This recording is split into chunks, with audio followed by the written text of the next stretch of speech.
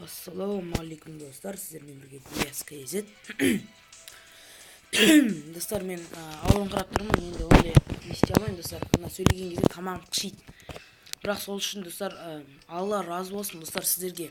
Менде 18 подписчик бар, 2 подписчик болсаңдар қосып жіберсеңдер 20 подписчик болады достар. Алла разы болсын. Достар, бүгінгі біздің мына оқиған тартар жағдай достар. Менің YouTube каналымның аты өзгеріп кетті. Неге екен айтайын, оған себеп көбісі достар Диас KZ деп тұрған Диас KZ деп тұрады достар. Одан қайталамай қояйын деп достар. Басында менікі Диас KZ деп тұрды, сосын қайталамай қояйын деп достар.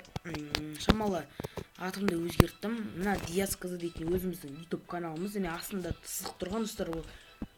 Ол типа және деген сөз, мына қазақ деген достар патриоттық символ. Достар, көбісі неге өзгерттім деп айтуда болуы мүмкін. Оған себеп көбісінде Диас KZ дейтін ат көп, және қазақ дейтін Диас KZ қазақ дейтін ешқандай ат қолданма, тек мен ғана қолданып тұрмын достар. Сондықтан достар, дәл қазірден бастап лайктарын смело басыңдар. Және достар, менің өмірімді, яғни көргілеріңіз келсе, мына астыда ссылканың описаниеде достар менің ВК парақшамның аты тұрады. Және де менің Фиса Про KZ дейтінді білетін шығарсыздар. Ол почти менің братанымда болып есептеледі. Оның да достар аты мына несе болады, ссылкасы описаниеде болады достар. Лайктарыңыз смело басыңыздар достар.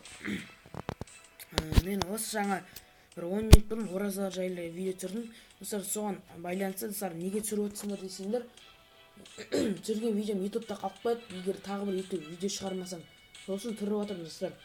Ол үшін емес достар, алда біз экзамендер күтіп тұр, және де керемет демалыстарды күтіп тұр достар. Сол демалыстарда видео түсіретін боламын.